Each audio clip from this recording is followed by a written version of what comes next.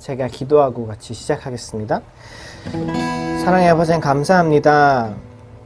오늘도 먼저 놀라운 사랑을 보여주심으로 우리를 주님의 사랑에 초대해 주시는 주님, 우리가 그 놀라운 사랑 가운데 들어감으로 주님의 자녀된 삶 되기를 소망합니다.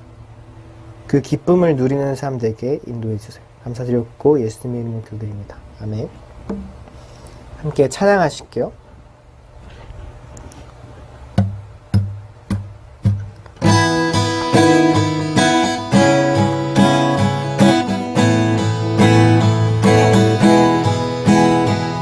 주와 같이 길 가는 것 즐거움이라닌가. 우리 주님 걸어가신 발자취를 밟겠네. 한 걸음 한 걸음 주 예수와 함께 날마다 날마다 우리는 걷겠네. 어린아이 같은 우리 미련하고 약하나 주의 손에 이끌리어 생명길로 가겠네.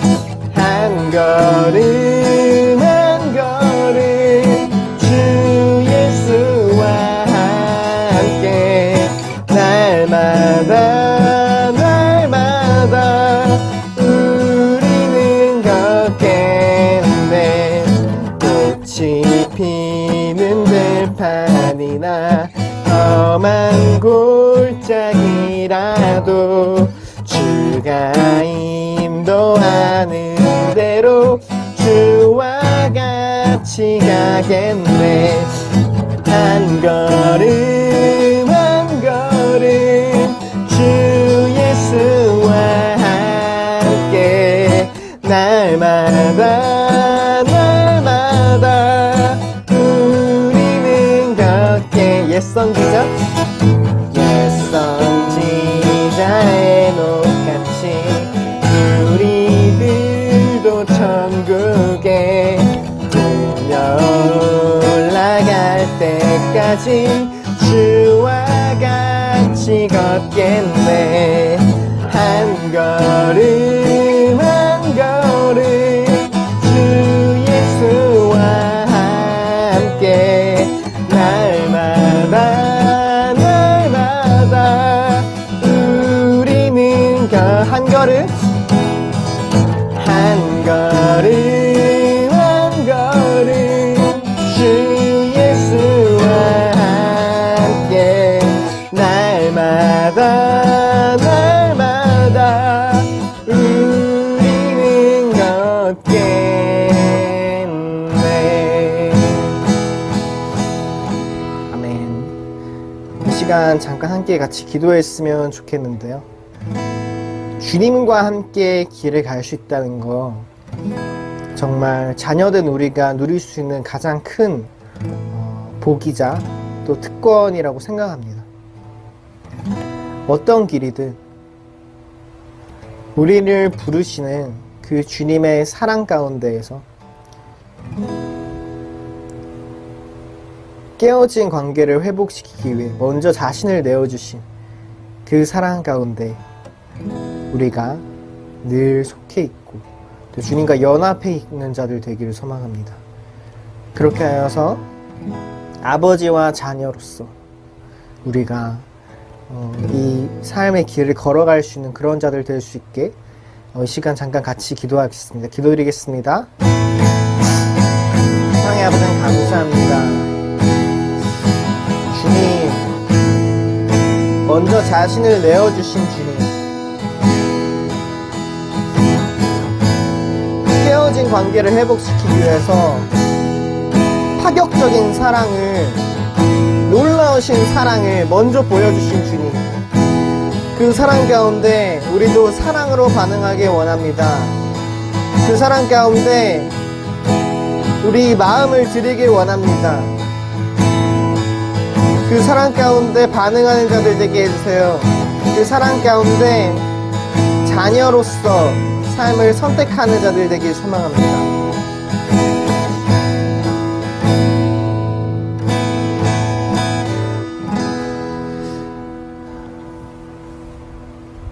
사랑의 아버지 하나님 감사합니다. 우리를 사랑하셔서 먼저 놀라우신 사랑을 보여주신 주님, 그 사랑 가운데 우리도 사랑으로 반응하는 자들 되길 원합니다. 완고함이나 분노나 또 그런 것으로 반응한 것이 아니라 우리도 사랑으로 반응함으로써 우리를 자녀 삼기 원하시는 그 주님의 사랑 가운데 들어가는 자들 되길 소망합니다. 그런 삶 될 수 있게 도와주세요. 감사드렸고 예수님 이름으로 기도드립니다. 아멘. 이 시간 사도신경으로 우리 신앙을 고백하겠습니다. 나는 전능하신 아버지 하나님, 천지의 창조주를 믿습니다. 나는 그의 유일하신 아들, 우리 주 예수 그리스도를 믿습니다. 그는 성령으로 잉태되어 동정녀 마리아에게서 나시고 본디오 빌라도에게 고난을 받아 십자가에 못 박혀 죽으시고 장사된 지 사흘 만에 죽은 자 가운데서 다시 살아나셨으며 하늘에 오르시어 전능하신 아버지 하나님 우편에 앉아 계시다가 거기로부터 살아있는 자와 죽은 자를 심판하러 오십니다. 나는 성령을 믿으며 거룩한 공교회와 성도의 교제와 죄를 용서받는 것과 몸의 부활과 영생을 믿습니다.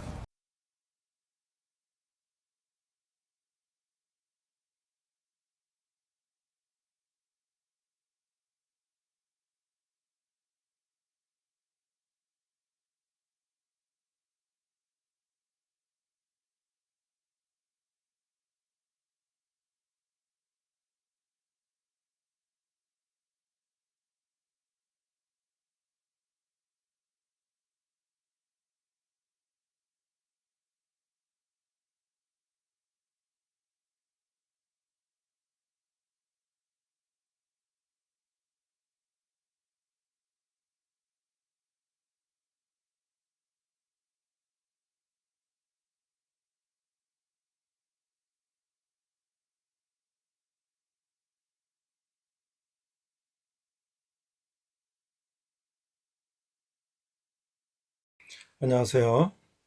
백목사의 세상 읽기. 이번 시간은 영지주의와 이단에 대해서 알아보도록 하겠습니다. 이 글은 월간 현대종교에 실린 글인데요. 정동석 교수님이 2018년 세계 한인 기독 이단 대책 연합회 6차 총회에서 발표한 논문 내용을 발췌한 겁니다. 자, 신약 성경에는 그리스도인을 가장 미혹하는 신앙의 양태를 영육 이원론의 영지주의로 지목하고 있다. 예수 그리스도께서 육체로 임하심을 부인하는 자라 이것이 미혹하는 자의 적 그리스도라고 했는데요. 요한 2장 7절. 이게 좀 오래됐습니다만은 예수는 실하다, 다빈치 코드, 이런 이것들이 다 영지주의의 현대적 부활이다 이렇게 얘기하고 있고요. 뉴에이지 운동의 그 범신론적인 성격도 이 범죄에서 벗어나지 않는다 이렇게 하고 있죠. 자, 영지주의라는 것은 영적 지식을 추정하는 동방 종교와 실합 철학과 신지학 그리고 그리스도의 신앙의 혼합 형태로 주 80년부터 150년 사이 초대교회와 경쟁했던 가장 강력하고 그 위협적인 운동이었다. 그 영지주의는 엄격한 의미로 보면 종교도 아니고 순수하고 단순한 철학도 아니었으며 일종의 미래적인 민중신앙이다 이렇게 얘기하고 있죠. 그래서 이제 영지주의가 바로 교회에서 최초로 출현한 이단 가운데 하나다 이렇게 말할 수가 있죠. 자, 영지주의는 두 가지 의미로 사용되는데 하나는 기독교 이전부터 존재해온 영지주의 사고와 개념 또는 분위기를 지닌 종교운동, 또 다른 하나는 2세기에 널리 유포되었던 기독교 이단 종파를 가리키는 좁은 의미로 사용되어 있다. 그래서 영지주의는 기본적으로 특별한 지식을 통한 영혼의 우주적 구속을 가르친 사상책이라고 할 수 있다. 자, 그러면 이제 영지주의가 무엇이냐, 어떻게, 누가 주장했는가, 또 한국에는 어떤 영지주의 이단이 활동하고 있는가, 이런 것들을 한번 살펴보겠습니다. 자, 그분의 생애, 죽음, 부활, 그리고 재림하신다는 의미는 각 기독교인에게 생사를 걸 만큼 중요한 진리였습니다. 정통은 일반적으로 우선순위를 역사에 두지만 이단은 지식적 이해에 둔다. 그래서 정통은 신학자들 가운데 보다 신학적이지 못하고 보다 역사적인 마음을 가지게 하지만 이단은 보다 신학적이고 보다 철학적이고 보다 추상적이다. 자, 골로새서와 요한일서는 영지주의의 그 가현설주의, 이런 한계가 있었음을 보여주고 있다.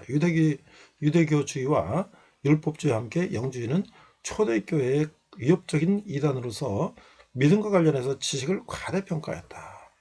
자, 여기 보면은 그 이레니우스라든지 터툴리안이라든지 히포리토스라든지 에페타니우스 같은 그 이단 전문가들이요, 초대 교부들 중에서 이런 분들은 영주주의에 대한 그 일반 1차적인 정보는 없고, 이들은 이제 그 성경을 오도하는 영주주의에 대해서 아주 격렬하게 비난을 했다. 그들은 창세기와 요한복음 그리고 바울 서신을 자기들 목적으로 왜곡하였어요. 그 이레네스 같은 교부는 영주주의와 기독교의 종교적 혼합을 교회에 대한 공공연한 위협으로 간주해서 영주주의자들의 성경 해석을 왕의 아름다운 그림을 분해하여 여호와의 그림으로 짜맞추는 것에 비유하였다.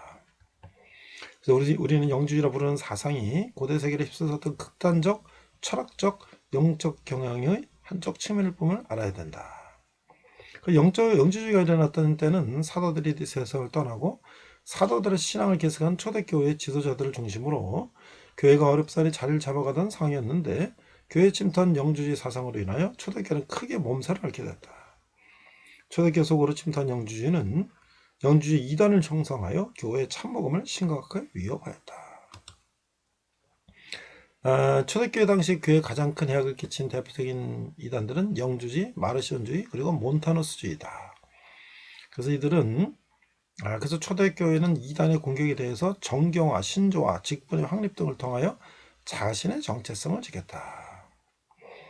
그 영주주의 중에서 그 몬타니우스 신령한 예언은 전자에 해당하고, 마르시온주의 구약적 요소를 제거하는 것은 후자에 속하는 수가 있는데, 알렉산드리아 클레멘트가 남긴 기록에 의하면 영주주의의 창시자는 시몬 마구스라는 인물이다. 시몬 마구스는 사도행전 8장 9절에서 13절에서 등장하는 마술사 시몬과 동일 인물이며, 그런 마술을 행하여 사람들을 놀라게 하는 재주를 부렸고, 많은 인기를 얻자 자신이 사람의 형태로 나타나는 신이라고 주장하여 사람들이 자신을 경배하도록 만들었다. 이게 바로 오늘날 이단의 아주 교주의 그 모델이게 되겠죠. 자, 영주주의와 전통 기독교는 거의 동시대에 시작되었다고 볼 수 있다. 영주주의 사상이 교회에 침투하여 초대 기독교를 심각하게 위협하는 이단 세력이 되었다는 사실을 보여주는 흔적을 성경에서 찾을 수가 있다. 예수 그리스도께서 버가모에 있는 교회에 보내신 편지 내용 중에 니고라당의 교훈을 지키는 자들이 있도다 라는 내용이 있는데, 이게 초대교회에 침투한 영지주의에 관련된 흔적이라고 말할 수가 있죠. 니고라당, 이런 말은 초기 영지주의 지도자 니골라스를 이름에서 유래됐다. 니골라스는 안디옥 출신으로서 사도들에게서 신앙을 전수받고 집사 직분을 받았으나 결국 이단의 길로 빠지지 말았다. 수 있죠. 그 다음에 이제 순교자 저스틴, 이 탈라리안스에게 보낸 편지 내용 중에서 니골라 등을 멀리하십시오. 어리석은 자들입니다. 그들은 쾌락을 사랑하지만 중심적인 혀를 놀립니다. 라고 말하는 내용이 나타난다. 그래서 초대교회 대표적인 변증가인 이리누스가 저술한 어드바스 하라세스라는 책에는 영주주의를 이렇게 비판하는 내용이 있는데, 니고라당은 사도들에 의해 집사직을 처음으로 받은 자들, 니골라스를 추종하는 자들이다. 이렇게 얘기하고 있고요.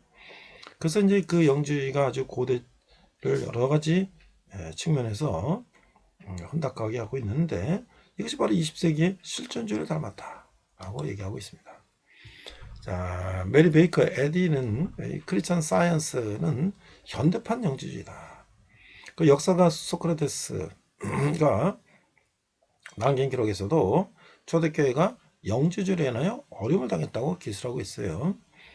소크라테스는 사도 요한이 성경에 남긴 다음의 말씀이 그 당시 교회에 침투한 영주주의 이단 사상을 물리치게 했던 말이라고 기술했는데, 사랑하는 자들아 영을 다 믿지 말고 오직 영들이 하나님께 속하였나 시험하라. 많은 거짓 선지자가 세상에 나왔습니다. 하나님의 영은 이것을 알지니 오직 예수 그리스도께서 육체로 오신 것을 시인하는 영마다 하나님께 속한 것이요 예수를 시인하지 않는 영마다 하나님께 속한 것이 아니니 이것이 곧 적그리스도의 영이니라. 오리란 말을 너희가 들었거니와 이제 벌써 세상에 있느니라. 이게 요한일서 4장 1절에서 3절 말씀이죠. 자, 기독교 영주주의를 살펴보면 1945년 이집트 나가마디 지방에서 영주지 문서가 대량 발견하면서 영주주의에 대한 연구가 이제 본격적으로 시작됐는데, 초대교회 속으로 침투한 영주주의는 교회 참복음을 심각하게 위협했고, 근데 그 영주주의 뿌리가 어디서 온 거냐 하는 것을 보면 크게 5가지 나눌 수가 있는데, 첫째 동양 종교 유래설이다.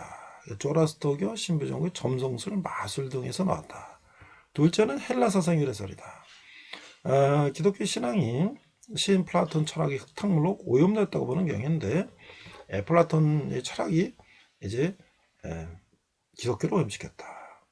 또 동방적인 불교와 관계도 있다는 주장도 있고요. 세 번째는 유대교 유래설인데, 유대교의 금욕적이고 묵시적인 종파 SNF파의 이원론적 세계관에 뿌리를 두고 있다. 자, 네 번째는 기독교 내부 유래설인데, 기독교 내부 이단적 사상에서 유래했거나 1, 2세기 번창한 기독교의 한 형태다. 자, 5번째는 고대 종교 및 사상의 혼합설이다. 기독교 전파 과정을 통해서 일어난 일종의 혼합 현상으로 보는 것이다. 이렇게 보고 있는 것이죠. 기독교를 개종하는 과정에서 페르시아 이원론, 동양의 신비종교, 헬라 철학, 유대교 사상 등 여러 요소가 기독교 교훈에 혼입되어서 그 모습을 드러내는 것이 기독교 영지주의다라고 할 수가 있는 것이죠. 자, 그 영지주의는 정도의 차이가 있을 뿐 우주에 존재하는 모든 것 안에 신성이 공유되어 있다고 얘기하는 현대의 그 뉴에이지 운동의 원형이다. 한국인들이 기독교에 개종할 때 무속신앙과 기독교 신앙을 혼합한 것과 비슷하다라고 할 수가 있는 거예요. 자, 현대 영지주의는 대부분 영주자는 이원론자들인데, 이들은 물질과 육체는 본래 악한 것으로 보았으므로 성육신을 부정했고 영혼만은 순결하다 하는 사상을 가지고 있다. 그러니까 삼문서를 따르는 이들 가운데 영주자들이 많은 것은 우연일이 아니다. 그러니까 영지주의자들은 성육신한 예수와 그의 고난과 죽음을 받아들일 수 없다는 거예요. 그래서 이제 현대판 영지주의가 오늘날 우리 주위에 신천지라든지 오늘날의 영주의 이단이 있는데, 자기들만 갖고 있는 영적 비밀을 깨달아 구원을 받는다고 유혹하는 신천지가 대표적이고, 뭐 이만희가 자칭 보혜사이기 때문에 뭐 비밀스러운 건 뭘 풀이를 한다, 뭐 이런 식으로 이제 하고 있죠. 그래서 이 이단 교주들은 자기를 뭐 보혜사다, 동방의 감람나무다, 이슬성신이다, 약속된 목자다, 사도 예언격 목자다, 뭐 이긴 자다, 만왕의 왕, 대주제, 총회장 등으로 이제 신격화하는 것이죠. 이게 과거의 영지주의에서 이제 배운 것이죠.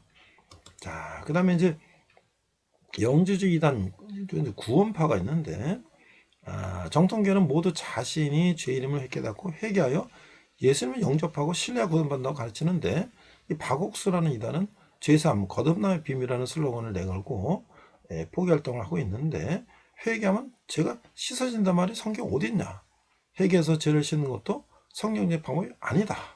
그래가지고 자기가 새로운 이제 이 교리를 만들어 가지고, 바울스는 의지적 회개가 없이 자신이 죄가 사해진 것을 의지와 관계없이 수동적으로 깨달음으로 구원을 받는다는 영주주의적 이단 사상으로 많은 이들을 미혹하고 있다는 거예요. 정통교회는 예수를 믿어 의롭다함을 받은 후에도 성품은 여전히 사함받은 죄인이라고 가르치나, 바울스는 신부가 성품이 한꺼번에 의인이 됐다고 가르치고 있다는 거예요. 자, 기독교는 회개로 시작해서 회개로 끝나는 종교인데, 그 신학적으로 무지한 바국스는 죄사함을 깨달음으로만 의인이 된다는 교리를 만들어냈어. 그러나 우리는 의롭다고 여기심을 받은 것이지 의인이 되는 것은 아닌데, 이제 이 죄사함, 거듭남의 비밀을 깨달으면 구원받는다고 미혹하는 이 바국수 집단도 대표적인 이제 영주지단이다라고 할 수가 있는 것이죠. 자, 한국의 영지주의를 보면 교회사적으로 거의 모든 이단은 자신들만 바른 복음을 가진 것처럼 하고 있는데, 한국에도 보면 이제 통일교회 문선명이라든지 전도관의 박태선, 신천지 이만희, 박옥수 같은 사람들이, 또 이장님이 이제 다미성교회라는 다가올 미래를 대비하라, 뭐 이런 것도 역시 다 그런 것이고, 또 이제 그리스도의 비밀, 뭐 구원의 비밀이라는 말을 즐겨 사용하는데, 이것도 마치 유광수 다락방 전도운동도 마찬가지다. 그러니까 유광수가 가장 많이 사용하는 말 가운데 무슨 비밀이라는 말들을 어렵지 않게 찾을 수 있는데, 이런 것들도 다 무슨 자기를 추정하는 자들만 그리스도의 비밀을 깨달아 알고 있는 것처럼 호도하고 있다는 것이죠. 자, 이게 이제 초대교회 영지주의들이 가지고 있는 어떤 그 비밀, 그런 것들을 문선명, 박태선, 이만희, 안상홍 등 사입 이단들이 다 그것을 이제 써먹고 있다는 거예요. 이 얼마 전부터 현대 국학과 뇌과학의 창시자로 자처하는 이제 대선사 일지 이승원이라는 사람이 1985년에 단학선언을 설립하고 2002년에 단월드라고 하는 것을 만들었는데, 이것이 역시 이것도 영주주의 이단의 한 개파라고 할 수가 있다라고 할 수가 있는 것이죠. 단학선언을 통해서 우주의 신성과 여러분의 신성이 만나는 순간에 깨달으며 구원이다, 뭐 이렇게 해서 신일합일이다, 뭐 이런 얘기를 하고 있는데, 단월드는 영지주의가 한국에서 신흥종교 옷을 입고 재현된 경우라고 할 수가 있다라고 할 수 있는 것이죠. 자, 결론을 보니까 영지주의는 신비적 지식을 통해 구원을 성취하려는 한 종교운동이었는데, 교회는 영지주의를 논박하는 과정을 통해서 신앙 신조와 권위 체계를 확립하게 되었다. 영지파의 그 시크릿 티칭이죠. 비밀스러운 걸 가르친다는 것을 논박하는 과정에서 신약 정경, 사도적인 전통, 사도적 권위가 정립되었다. 그 영지주의 도전으로 신학 활동이 촉진되었다. 따라서 많은 반영지주의 교부들이 배출되어 올바른 신론 기독권 인간론이 확립되었다. 따라서 예수 그리스도가 진정한 인간인 동시에 진정한 하나님을 분명히 알 수가 있었다. 그러니까 이제 신약의 어떤 그 교리적인 체계가 오히려 이 반기독교적인 영주주의와 대항하게 해서 교리가 정착되었다, 정립되었다 하는 것도 좀 특별한 이야기가 될 수가 있고요. 영지는 우리나라에서 여러 이단의 모습으로 재현되고 있다. 원합주의 문제점과 위험성을 우리에게 지적해주는 동시에 초기 기독교 교부들이 생존을 걸고 확립한 성서적 기독교 진리를 잘 보존하고 갖고 할 것이다 라고 말씀하고 있어요. 우리가 이제 오늘날에 있는 이런 이단들이 그 뿌리가 바로 영지주의에 있다라는 것을 알고 우리가 이것을 잘 대책을 세워야 될 것 같습니다. 이상 백 목사의 세상 읽기 영지주의와 이단이었습니다. 네, 오늘은 로마서 5번째 시간으로서 성령 안에서의 삶, 로마서 8장 말씀을 가지고 우리가 말씀을 나누도록 하겠습니다. 본문은 로마서 8장 37절에서 39절입니다. 한글과 영어 NIV 성경을 자막을 보고 함께 읽도록 하겠습니다. 로마서 8장 37절. 그러나 이 모든 일에 우리를 사랑하시는 이로 말미암아 우리가 넉넉히 이기느니라. 내가 확신하노니 사망이나 생명이나 천사들이나 권세자들이나 현재일이나 장래일이나 능력이나 높음이나 깊음이나 다른 어떤 피조물이라도 우리를 우리 주 그리스도 예수 안에 있는 하나님의 사랑에서 끊을 수 없으리라. 자, 우리 NIV 성경은 이렇게 되어 있습니다. No, in all these things we are more than conquerors through him who loved us. For I am convinced that neither death nor life, neither angels nor demons, neither the present and nor the future, nor any powers, neither higher nor depths, nor anything else in all creation will be able to separate us from the love of God that is in Christ Jesus our Lord. 이렇게 돼 있어요. 자, 우리가 이제 이 8장을 분석을 해보면 처음에 이제 성령 안에서의 승리가 나오고요. 8장 1절에 13절입니다. 죄와 사망에 대한 승리, 육에 대한 승리, 부활 생명이 있고요. 두 번째는 하나님의 아들들을 위한 양자의 영이다. 그래서 인도 확신, 인도가 있고 확신이 있고요. 근데 고난과 영광, 몸의 구속, 기도할 때의 도움. 마지막으로 구원의 완성은 하나님의 계획의 범위, 하나님의 사랑의 보장이라는 이렇게 분석을 할 수가 있는 것이죠. 자, 그러면 우리가 성령 안에서의 승리는 뭘까? 그러니까 로마서 8장은 기독교 교리의 찬란한 정상이다라고 불리며 많은 신자들이 좋아하는 장이에요. 이 장을 자주 읽음으로써 죄에 대해서 승리하며 기쁨의 첫 삶을 영위하고 하나님의 확신 가운데 교제하게 된 많은 믿음의 사람들이 있는 거예요. 여기서 승리한 삶의 비결이 발견되는데 그것은 바로 성령 안에서의 삶이죠. 성령 우리를 거룩하게 만들고 거룩한 길로 인도하기 위해 오셔서 우리 안에 거하시는 것이죠. 생명 성령은 우리를 죄와 사망으로부터 해방시켜 주는 것이에요. 자, 그러면 구속, 리뎀션, 우리 죄를 대신 값을 치르는 구속이라는 것은 로마서에서 주로 나타나는 분은 누구냐면 1장 18절에서 3장 20절은 성부 하나님, 3장 21절에서 5장 21절은 성자 하나님, 6장 1절에서 8장 39절은 성령 하나님이 주로 나타나고 계시죠. 삼일체 세 위격이 독립적으로 행동하는 것으로 생각해서는 안 되는 거예요.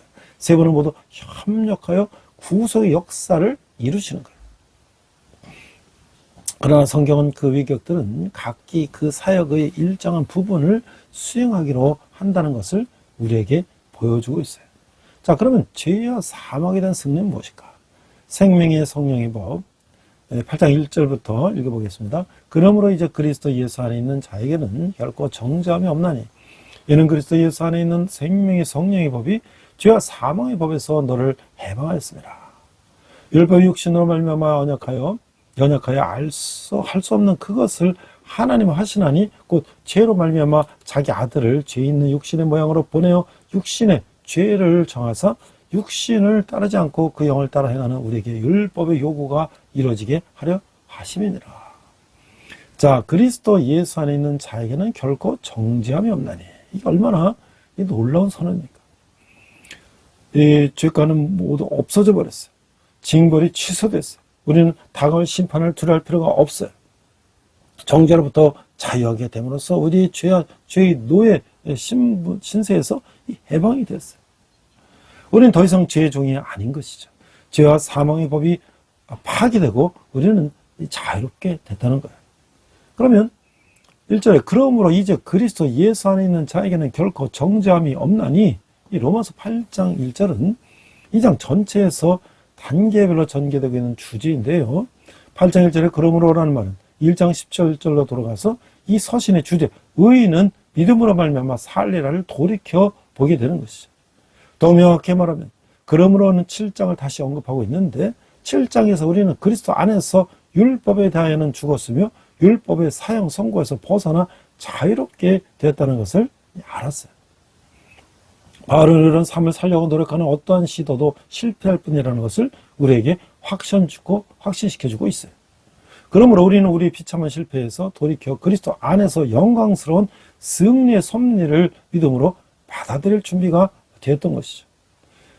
그러므로라는 말은 또 바울이 7장에서 설명한 것 같은 육에 대한 절망적인 투쟁을 우리가 겪지 않아도 되는 그 이유를 미리 말하고 있어요.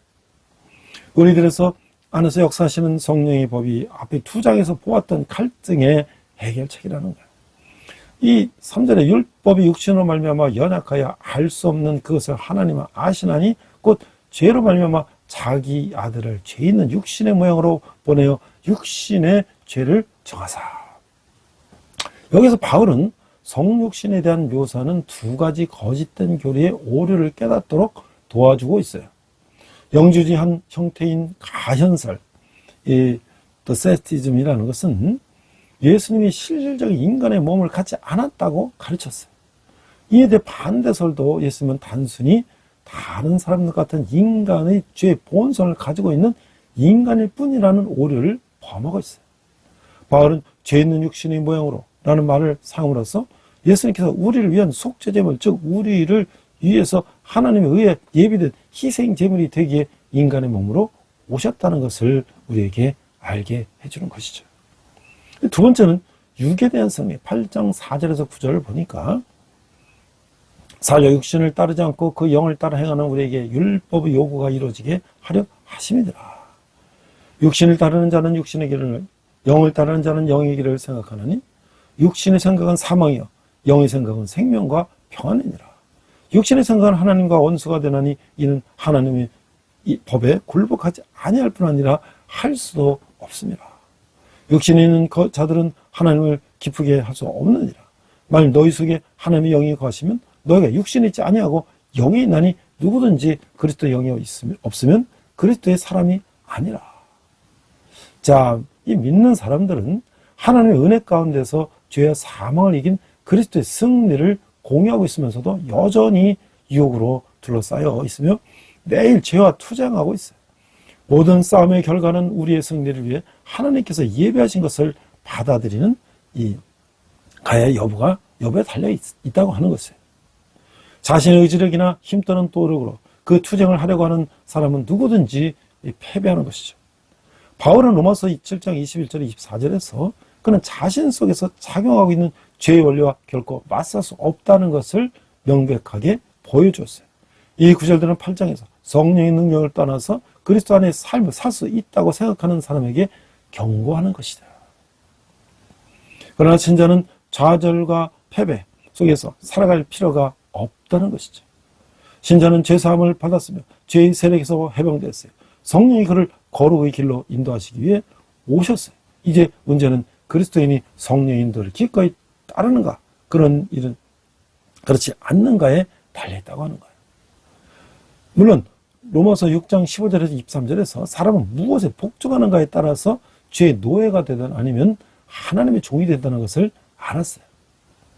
우리는 패배인 삶과 승리의 삶 가운데서 선택할 수 있다고 하는 거예요. 그것이 바로 육신의 생각이냐 영의 생각이냐. 자, 그럼 이 5절에서 육신을 따르는 자는 육신의 일을, 영을 따르는 자는 영의 일을 생각하나니 육신의 생각은 사망이요 영의 생각은 생명과 평안이니라.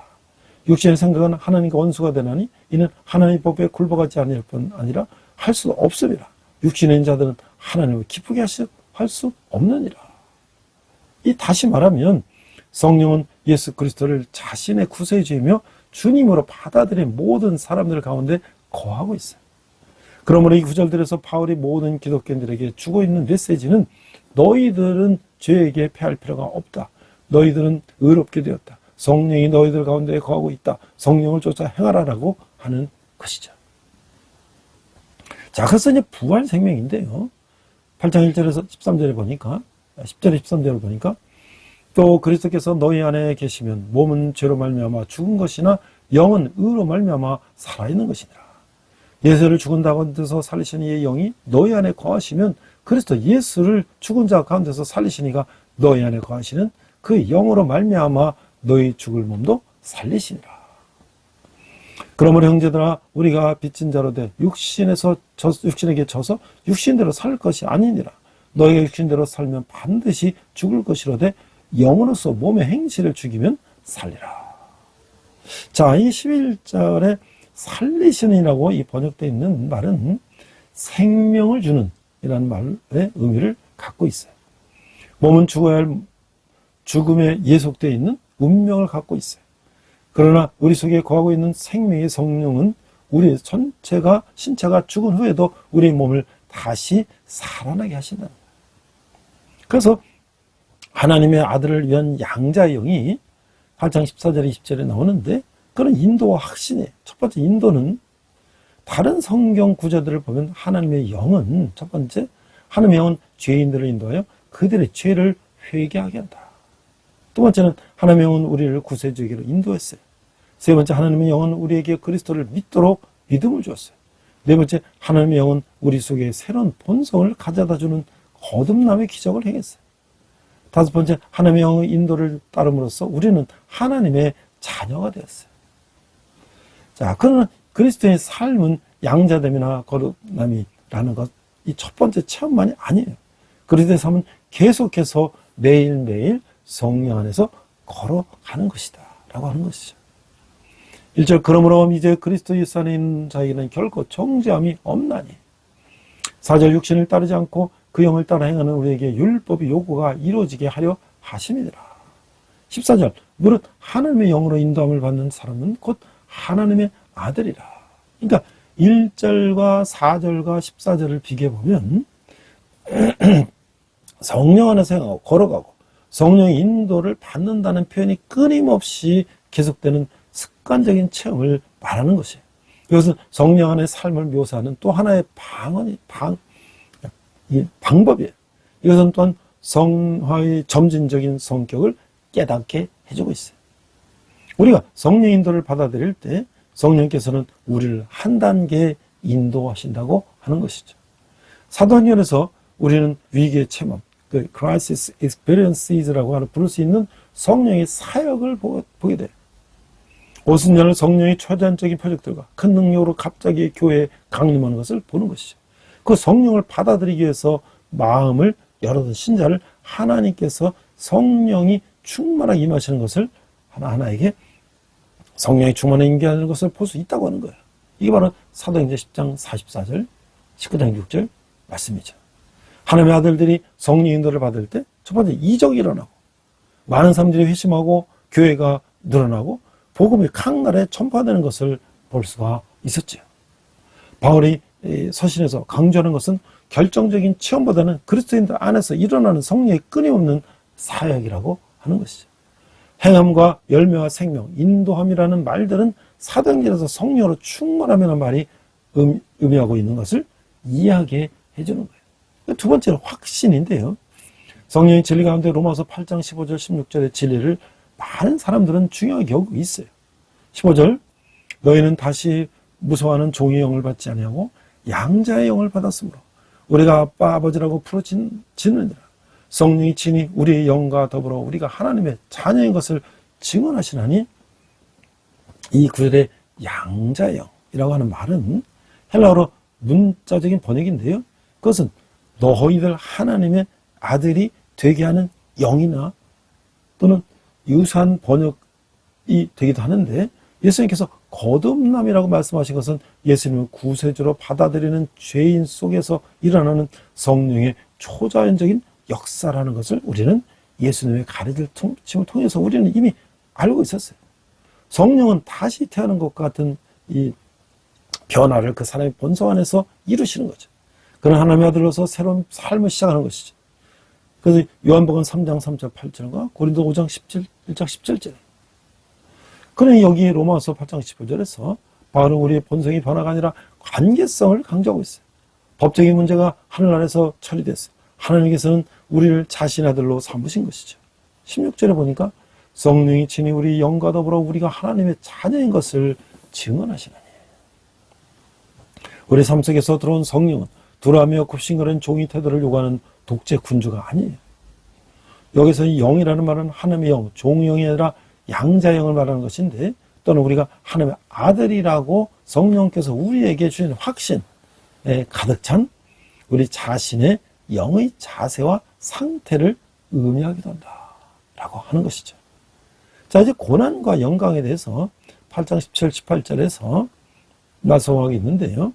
17절 자녀이면 또한 상속자 곧 하나님의 상속자여 그리스도와 함께 한 상속자니 우리가 그와 함께 영광을 받게 하여 고난도 함께 받아야 할 것이니라. 그래서 모든 피조물이 구원을 고대하다라는 18절 이하에 보면 생각건대 현재의 고난은 장차 우리에게 나타날 영광과 비교할 수 없도다. 사탄의 유혹과 핍박으로 예수님을 대적한 것과 마찬가지로 사탄은 주님을 따르는 사람들에게서도 이 대적을 하고 있어요.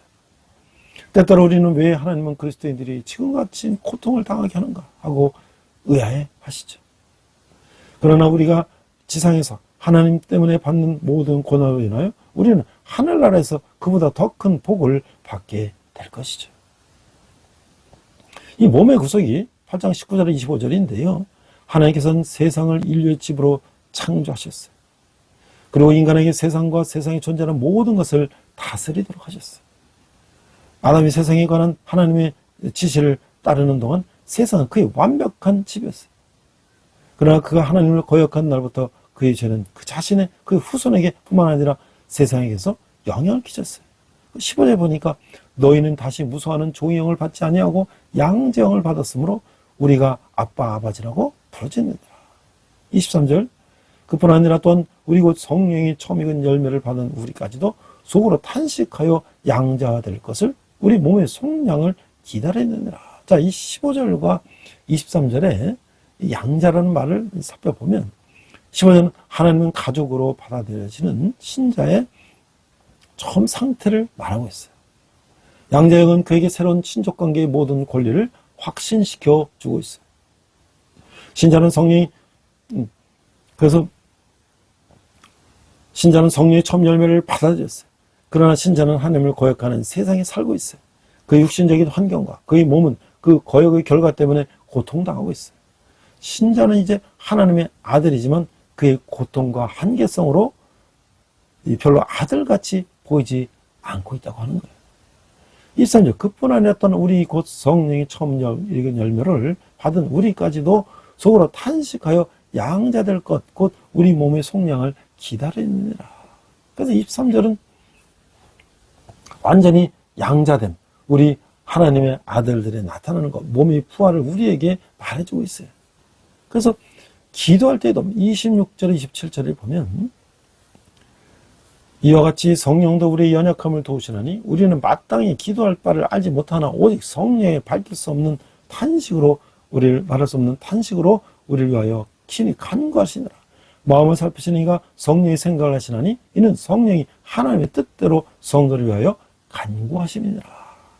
자, 이제 로마서 8장 26절에서 27절이 앞에 구절과 어떻게 연관이 되는가를 우리가 살펴보게 되는데요. 첫 번째 질문은 고통이나 슬픔 또는 주변 환경 때문에 하나님이 여러분을 버렸다고 생각해 본 적이 있습니까? 또는 문제 해결책이 없다고 생각한 적이 있나요? 두 번째 질문은 어떤 사람의 필요에 대하여 어떻게 기도해야 할지 고심해 본 적이 있습니까? 세 번째 질문은 하나님의 계획이 주위 사람들의 삶 속에 역사하시도록 효과적으로 기도하기를 원하고 있습니까?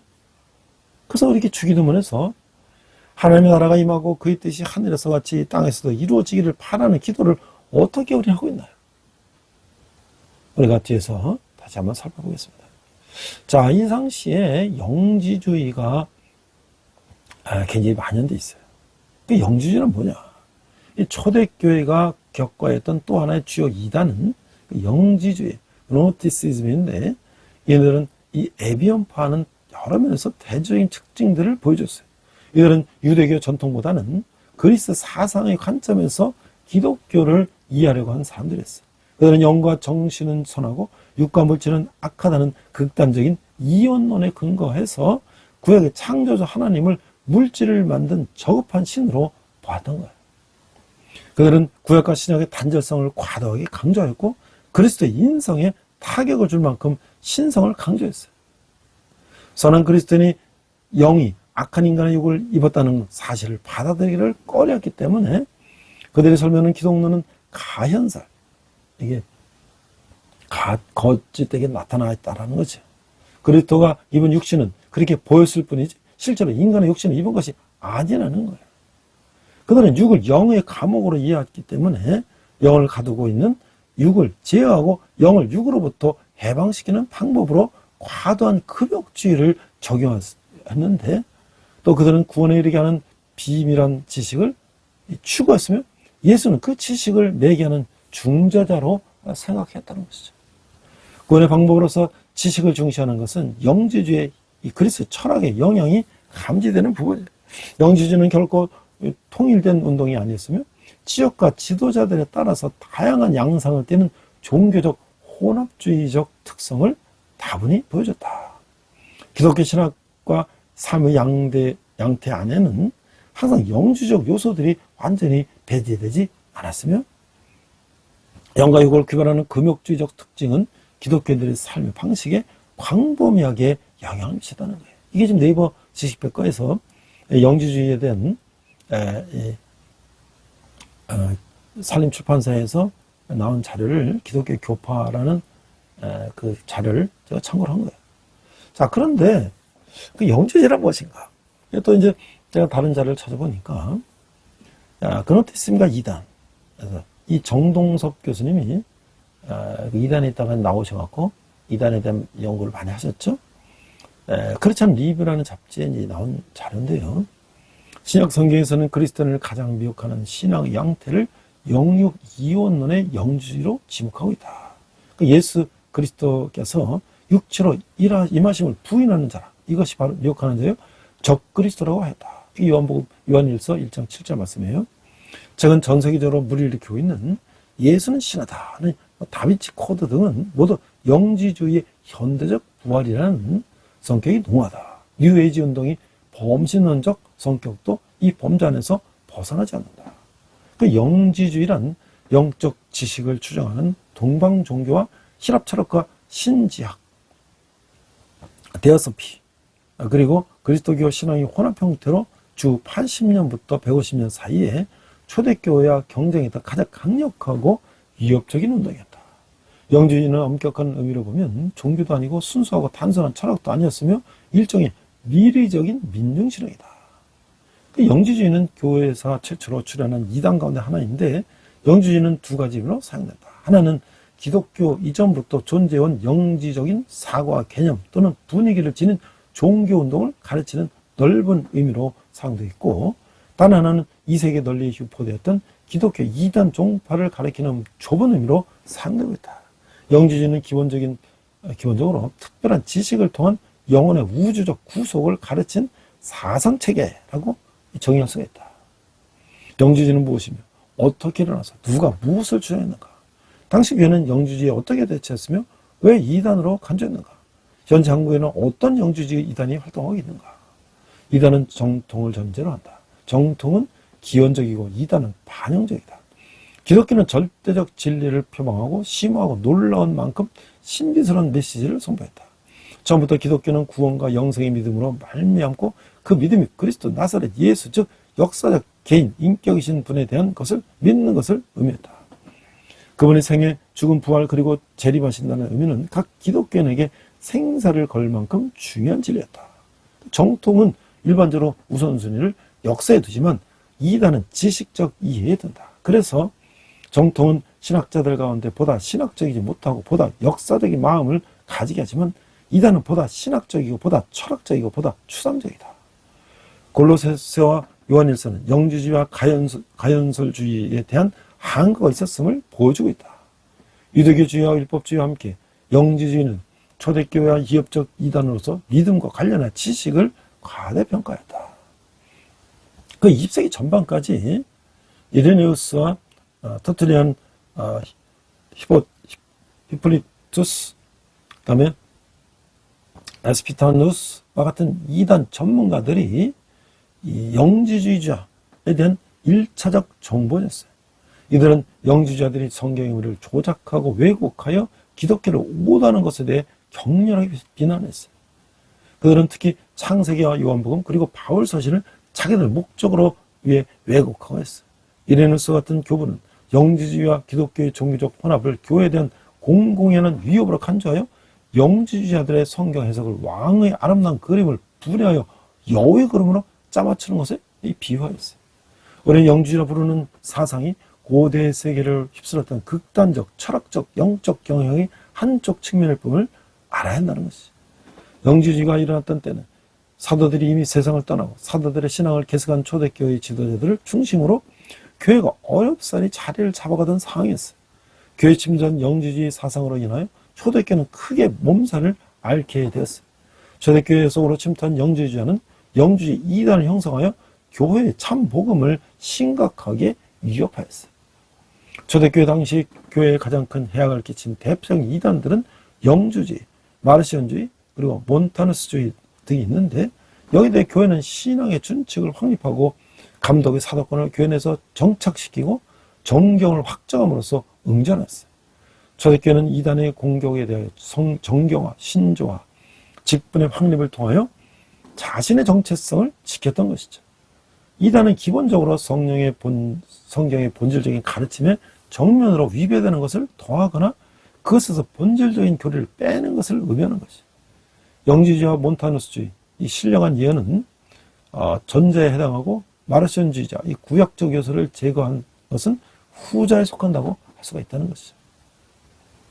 알렉산드리아의 클레멘트가 남긴 기록에 하면 영주주의 창시는 시몬 마쿠스라는 인물인데, 시몬 마쿠스는 사도행전에서 등장하는 마술사 시몬과 동일 인물이며, 그는 마술을 향하여 사람들을 크게 놀라게 하는 재주를 부렸고, 많은 인기를 얻자 자신이 사람의 형태로 나타난 신이라고 주장하며 사람들이 자신을 경배하도록 만들었던 것이죠. 시몬은 자신이 겉으로는 사람처럼 보이나 실제로는 하나님이라고 가르쳤던 거예요. 영주주의와 정통 기독교는 거의 동시대에 시작됐다고 볼 수 있는데, 영주주의 사상의 교회에 침투하여 초기 기독교를 심각하게 위협하는 이단 세력이 됐다는 사실을 보여주는 흔적을 성경에서는 찾을 수가 있어요. 예수 그리스도께서 버가모에 있는 교회에 보내신 편지의 내용 중에 니골라당의 교훈을 지키는 자들이 있도다. 요한계시록 2장 15장 말씀이에요. 이런 내용이 있는데, 이것은 초대교회에 침투한 영주주의와 관련된 흔적이라고 하는 거예요. 니골라당이라는 말은 초기 영주주의 지도자 니콜라스라는 이름에서 유래되었는데, 니콜라스는 안디옥 출신으로서 사도들에게서 신앙을 전수받고 집사의 직분을 받았으나 결국은 이단의 길로 빠지고 말았던 거예요. 성경의 문헌에서 니골라당에 대한 언급을 찾을 수가 있는데, 순교자 저스틴 마티어가 트라일런스에게 보내는 편지의 내용 중에 니골라당을 멀리하십시오. 어리석은 자들입니다. 그들은 쾌락을 사랑하지만 중상적인 혀를 놀립니다. 라고 말하는 내용이 나타나고 있어요. 초대교회 대표적인 변증가 이레네우스는 저술한 adversus heresies, 이게 이단에 대응하는 그런 제목인데요. 다음과 같이 명주주의를 비판하는 내용이 기술되어 있어요. 니고달랑은 사도들에 의해 집사직을 처음으로 받은 자 니콜라스를 추종하는 자들이다. 그들은 무절제한 방종한 삶을 살고 있다. 이런 자들의 특징에 대해서 요한계시록은 자세히 설명하고 있다. 그 영주주의라 부르는 사상은 고대 세계를 휩쓸었던 극단적 철학적 영적 경향의 한쪽 측면이라고 할 수 있는데, 영적 형태로서 20세기의 실존주의를 닮았다고 할 수가 있는 거예요. 메리 베이커 에디라는 이 사람의 크리스천 사이언스는 현대판 영주주의예요. 역사가 소크라테스가 남긴 기록에서도 초대교회가 영주주의로 인하여 어려움을 당했다는 것이 기술이 되어 있는데, 소크라테스는 사도 요한이 성경에 남긴 다음의 말씀이 그 당시 교회에 침투한 영주주의 이단 사상을 물리치기 위해 했던 발명을 기술했어요. 사랑하는 자들아, 영을 다 믿지 말고 오직 영들이 하나님께 속하였나 시험하라. 많은 거짓 선자가 세상에 나왔습니다. 하나님의 영은 이것으로 알지니 곧 예수 그리스도께서 육체로 오신 것을 시인하는 영마다 하나님께 속한 것이요, 예수를 시인하지 아니하는 영마다 하나님께 속한 것이 아니니 이것이 곧 적그리스도요 의 영이니라. 오리라 한 말을 너희가 들었거니와 이제 벌써 세상에 있느니라. 자, 그러면 기독교 영주주의는 어떤 것이 있을까? 1940년 이집트 나가마디 지방에서 영주주의 문서가 대량 발견됨으로써 영주주의에 대한 연구가 활발하게 됐어요. 처음에는 영주주의가 초기 기독교 내에서 발생한 하나의 기독교 이단 사상이었다고 여겨졌으나, 최근에 간행된 활발한 연구 결과에 의하면 영주주의는 기독교 밖에서 시작되어 고대 사회의 다양한 분야에 영향을 크게 미친 것으로 밝혀지고 있어요. 교회에 침투한 영주주의 사상으로 인하여 초대교회는 크게 몸살을 앓게 되었고, 초대교회 속으로 침투한 영주주의는 교회의 참복음을 심각하게 위협하였다. 교회에서의 영주주의가 문제된 것은 2세기 이후였는데, 영주주의는 어디에서 유래한 것인가? 영주주의 뿌리는 무엇인가? 첫 번째는 동양 종교 유래설이에요. 조라스터교, 신비종교, 점성설, 마술 등 동양 종교에서 뿌리를 찾고 있어요. 두 번째는 헬라 사상 유래설인데, 그리스 사상이죠. 기독교 신앙이 신플라톤 철학의 특탕물로 오염됐다고 보는 견해예요. 동방 종교인 불교와 밀접한 관계가 있다는 주장도 있어요. 세 번째는 유대교 유래설인데, 유대교의 금욕적이고 묵시적인 종파 SNF의 이원론적 세계관에 뿌리를 두고 있다라는 것이죠.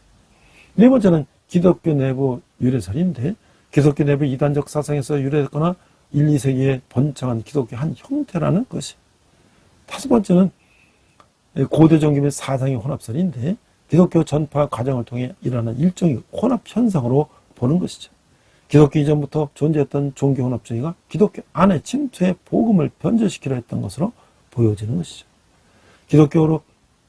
개정하는 과정에서 페르시아의 이혼론, 동양의 신비종교, 그리스 철학, 유대교 사상 등 여러 요소가 기독교 교훈에 혼입되어 그 모습을 드러내는 것이 기독교 영지주의라고 할 수 있을 것이다. 그 영지주의 사상이 교회 침투하여 초기 기독교를 심각하게 위협하는 이단 세력이 됐다는 사실을 보여주는 흔적을 우리는 성경에서 발견할 수 있는데, 예수 그리스도께서 버가모 교회에 보낸 그 편지에서 나타났다고 하는 것이죠. 그래서 그 두 번째는 이제 영지주의 일반적 특징이에요. 영지주의는 지식을 의미하는 헬라어 그노시스에서 유래했는데, 일반적인 지식이 아니라 신비적 합의를 통한 알을 의미하는 거예요. 영지주의는 그 성격상 미래적인 혼합 종교이므로 그 교리와 제도의 유식이 너무나 다양해서 한마디로 규정하는 일은 쉽지가 않다고 하는 것이죠. 영지주의 자체는 복잡하고 다양하지만 공동된 일반적인 특징을 몇 가지 가지고 있는데, 첫 번째는 영육이 이원론이다. 이 모든 영지주의는 이원론에 기초에 두고 있는데, 영의 세계와 물질의 세계, 영혼과 육체는 죄로 서로 존재적으로 논적으로 대립의 관계에 있다는 전제에서 출발하고 있어요. 이런 영육 이원론은 영혼은 선하고 육체는 악하다는 선악 이원론으로 귀결되고 있어요. 이런 존재론적 윤리적 이원론이 그대로 신론, 인간론, 기독론, 구원론에 적용되고 있다는 것이죠. 영지주의자들은 인간의 고통을 당하고 죽는 까닭은 인간이 이 악한 물질 세계에서 악한 육신을 입고 살아가기 때문이라고 보는 것이죠. 육신은 악하기 때문에 육신을 사랑해서는 안 된다고 하는 거예요. 인간 육신을 적대시하고 천시하는 영지주의는 서로 다른 두 가지 극단적인 형태로 나타나고 있는데, 첫째는 극단적인 금욕주의로서 일체 육식과 결혼을 금하고, 둘째, 이어는 정반대로 육신은 전혀 쓸모없는 것이기 때문에 어떤 짓에도 상관없다는 그 윤리적 방탕주의, 반율법주의에 빠지게 되는 거예요. 따라서 신앙적 고행이나 금욕은 구원에 아무런 소용이 없다고 말하기도 하는데, 영지주의에 의하면 구원은 영적 각성을 통해 인간의 영혼이 육신의 굴레에서 해방되어 영적 본향으로 귀하는 것이다. 그리스도의 육체적 죽음과 그리스도의 육체적 부활에 대한 믿음을 통해 죄사함을 받아 영육 간의 구원을 얻는다는 기독교의 구원론을 조잡한 것으로 배척하고 있어요. 영적 세계의 귀환이라는 신화적 구원론에 집착하고 있어요. 두 번째는 육체의 감옥에 유폐된 영혼. 영주의에 따르면 인간은 원래 천상의 영적 존재였는데, 천상의 영적 존재였던 인간이 자신 안에 있던 신적 불꽃을 상실하고 지상의 물질 세계로 추방되어 고통과 죽음의 운명을 지닌 육신의 감옥에 유폐되었다. 그래서 이들은 육신을 영혼의 감옥이라고 보았어요. 사람은 자신의 추방과 유폐의 과정조차 망각한 채 살아가고 있다고 가르치고 있어요. 세 번째는 구원은 영적 깨달음에서 온다. 구원은 영적 지식의 각성에 이루어진다. 영적인 인간이 임을 망각하고 살아가는 육체의 감옥에 갇힌 인간이 자신의 영적 존재라는 각성에 이르게 되어야 구원을 얻는다. 영적 각성은 영적 지식을 통해 가능하다. 따라서 영지를 중시한다. 이게 먼저 영지, 영적 비밀에 대한 지식을 중시한 것이 영지주의의 가장 큰 특징이라고 하는 거예요. 지성적이며 과학적인 지식이 아니고 직관적이며 직접적인 지식, 즉 신적인 것에 참여함으로 얻는 영적인 지식을 말하고 있는 거예요. 하벨의 지식이며 구원의 직접적인 경험인 것인데, 자신의 현재 상태로부터 해방과 구원을 성취하는 자기인식, 깨달음의 행위라고 하는 거예요. 영지주의 이원론은 구원론과 밀접한 연관을 갖게 되는데, 우리의 영혼은 물질, 육체에 갇혀 있다. 따라서 이 영혼이 육체에서 해방되는 것이 진정한 구원이다. 이 구원을 얻기 위해서는 참다운 지식이 필요하다. 우리식으로 표현하여 득도, 깨달음을 해야 구원을 얻는다는 거예요. 영주의에 따르면 이 지방교회와 구원파가 영주의인데, 진정한 구원은 우리의 믿음이나 행함이 아니라 참지식의 소유 여부에 달려있고, 그 결과 영주의자들은 윤리에 대해 부정적이고 소극적이었어요.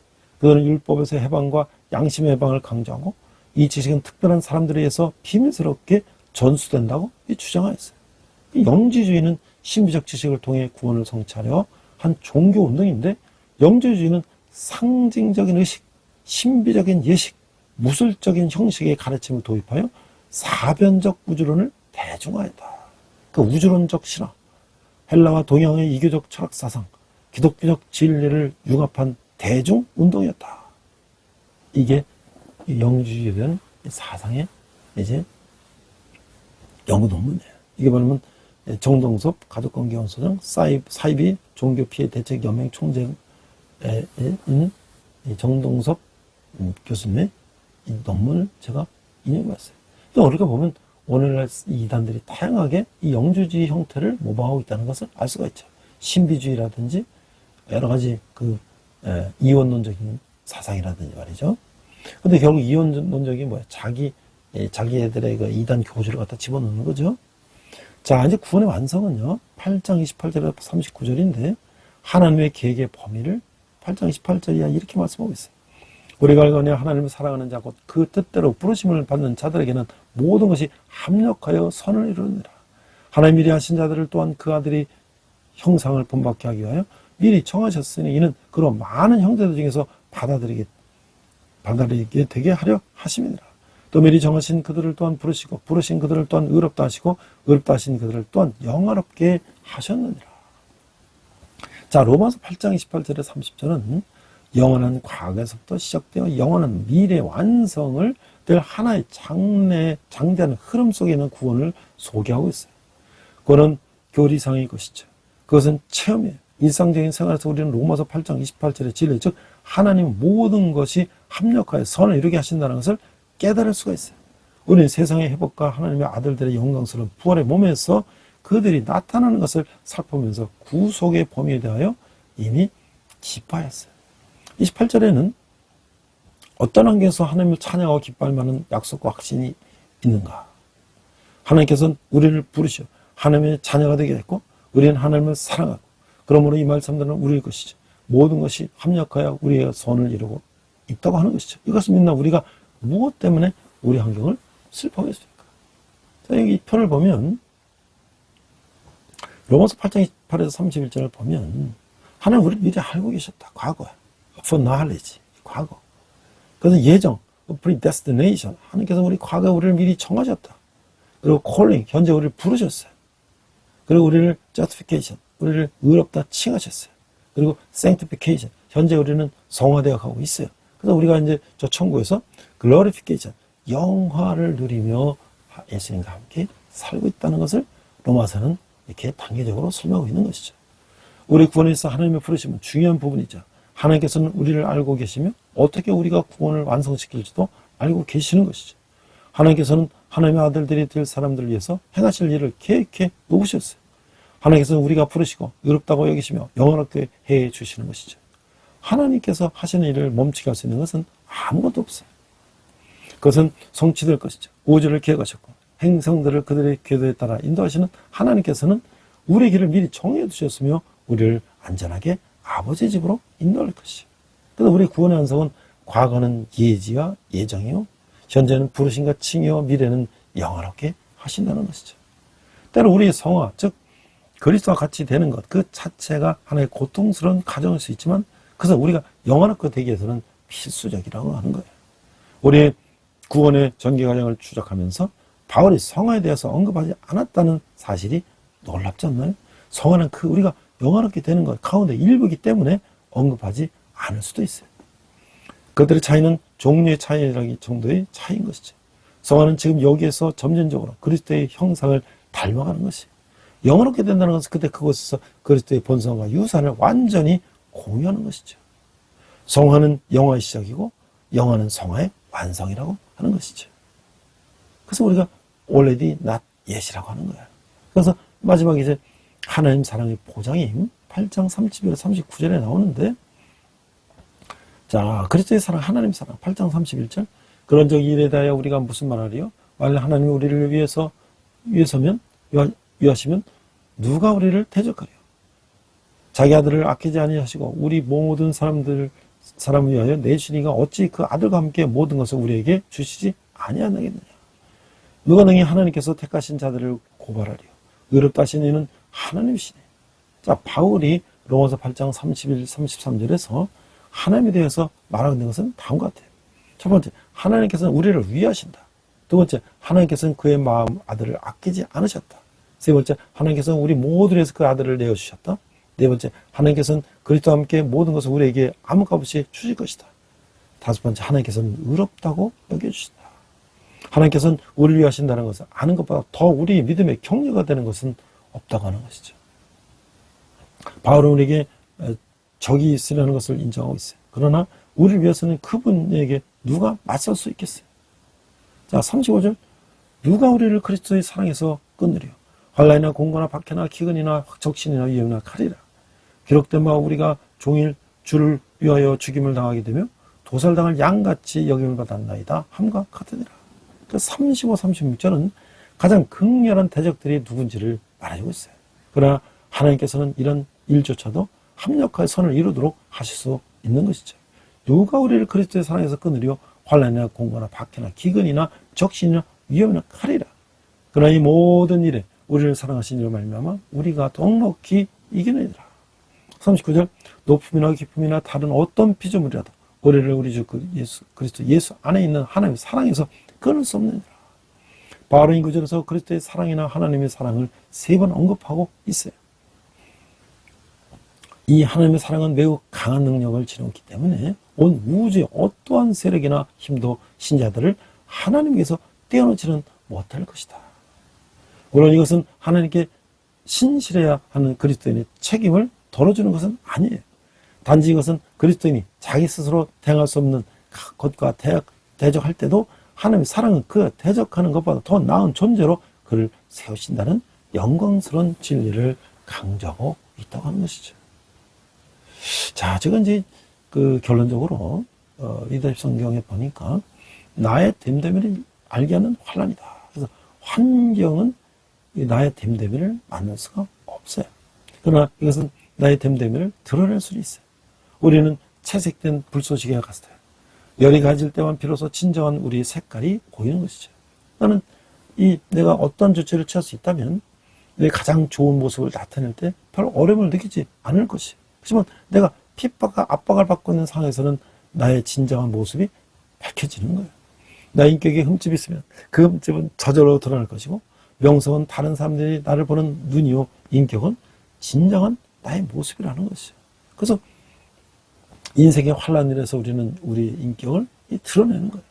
사람들은 우리의 됨됨이를 명성으로 평가하지만 인격은 하나님이 알고 계시는 나의 그 됨됨이라고 하는 거예요. 하나님은 인간적인 관점이요, 또 하나님의 관점이라는 거예요. 그 명성은 세상 사람들이 나의 묘비에 새겨 넣을 것이죠. 인격은 하나님의 보좌 앞에서 천사들이 나에 대해서 말할 것이에요. 성도는 우리의 묘비에 새길 것을 위해서 살지는 않지요. 성도는 하나님의 보좌 앞에서 천사들이 증거할 것을 위해서 산다고 하는 것이죠. 우리는 목사님, 저도 이 환난만 벗어나면 언젠가는 그런 사람이 되겠습니다라는 이 사람을 만나게 되죠. 그러나 언젠가는 말은 어불성설이에요. 그래서 오늘이 되어야 하는 거예요. 오늘 우리가 내일 우리인 것이고, 우리가 오늘의 중요성을 이해한다면 환난이나 핍박 때문에 우리가 오늘 추구하는 것을 내일로 미루지는 못한다고 하는 것이죠. 이게 바로 로마서 8장 31, 39절 말씀이에요. 환난은 현재 우리가 어떤 사람인가를 드러내는 것이죠. 그러나 이 모든 일에 우리를 사랑하시는 이로 말미암아 우리가 넉넉히 이기느니라. 이게 오늘 성령이 우리 함께 하시는 말씀인 줄로 믿습니다. 기도하겠습니다. 하나님 아버지, 감사합니다. 이 세상 가운데는 예수님의 성육신한 것을 믿지 않고 그들의 어떤 그리스도 철학, 영주적인 철학을 가지고 예수님을 판단하고 자기 뜻대로 해석하고 거기서 또 이단이 발생되고 이단 교주가 발생되는 그런 상황들을 우리가 바라보면서 우리가 얼마나 정말 진정한 예수 그리스도 삼위일체 하나님을 믿고 성령의 능력에 의지해서 우리가 어떻게 이 땅에서 성화되어 가며 또 영화로운 이 천국을 바라보는 삶을 살아야 되는지를 다시 한번 깨닫게 해주니 감사합니다. 우리가 성령에 힘어서 어떤 적신이나 기근이나 어떤 고난이 올지라도 넉넉히 이기는 우리들 되게 하여 주시옵소서. 감사드리며 예수님 이름으로 기도했습니다. 아멘. 시간 헌금 찬양하시겠습니다.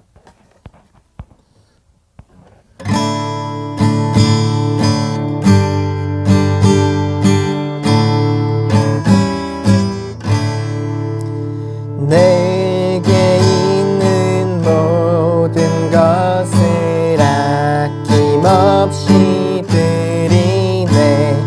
사랑하고 의지하며 주만 따라 살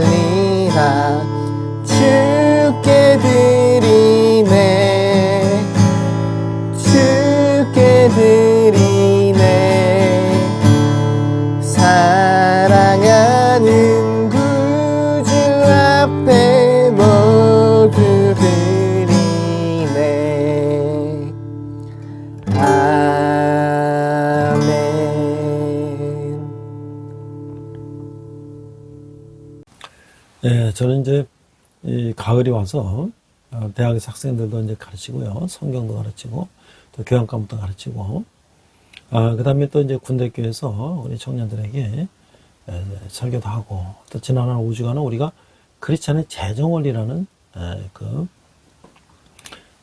5주간의 강의 설교를 했습니다. 제가 또 CBMC 한국기독실업인의 그 리더십 스쿨이라고 하는 이제 단계적으로 이제 리더를 양성하는 과정을 가서 청직의 재정원리는 제목으로 특강도 했는데요.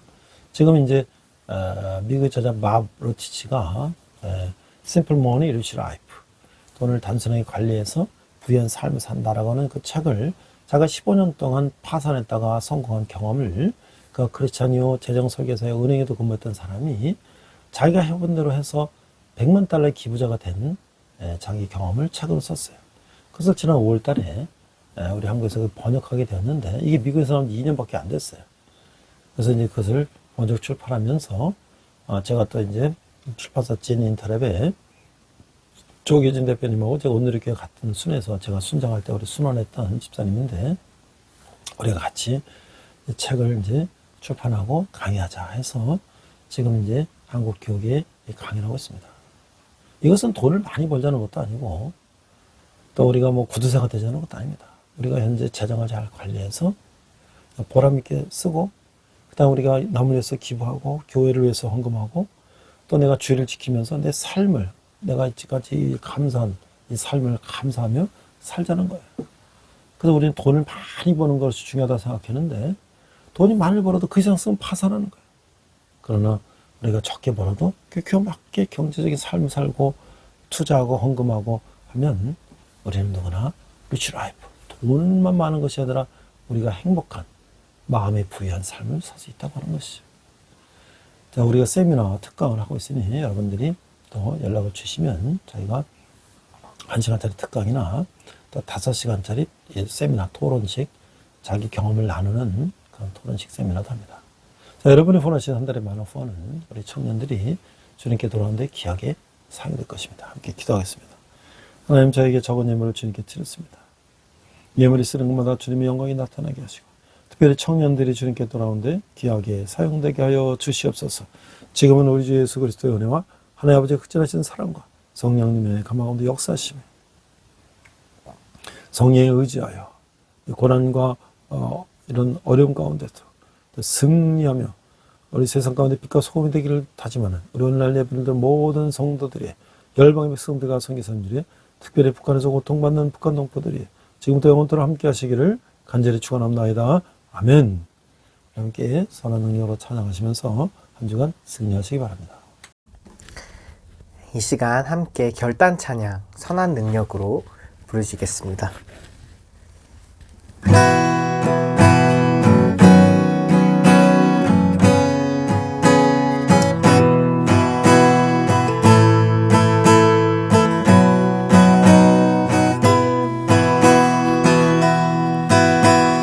선한 힘에 고요히 감싸여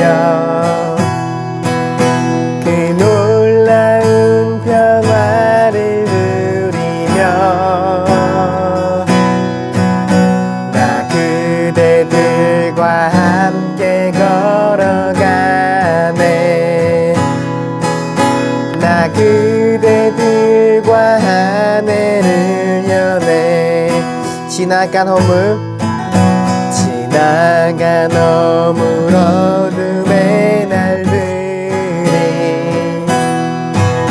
무겁게 내 영혼 짓눌러도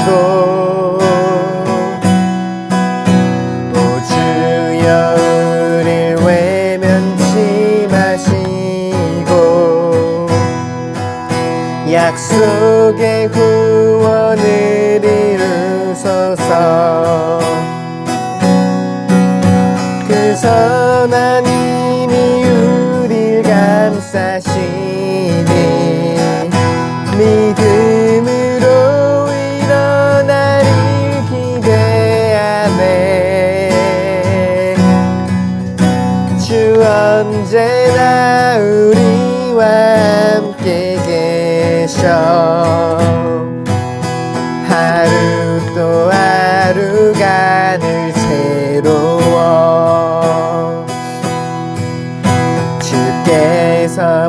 밝히신 작은 촛불이 어둠을 헤치고 타오르네.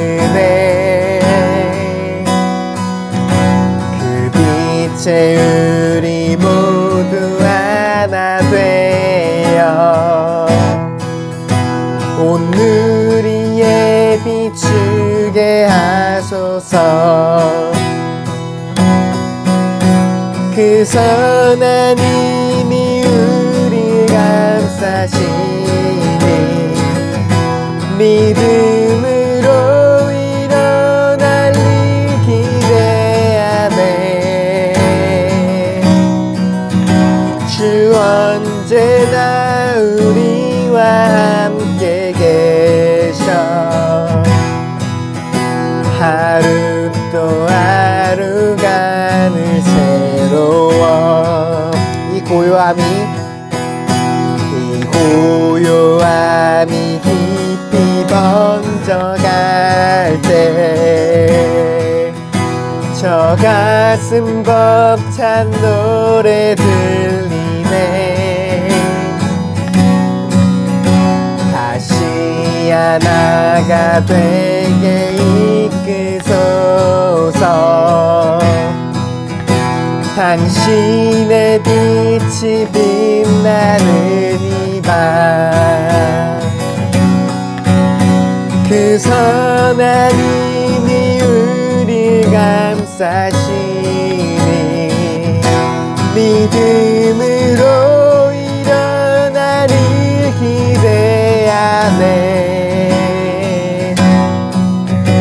주 언제나 우리와 함께 계셔. 하루 또 하루가 늘 새로워. 주 언제나 우리와 함께 계셔.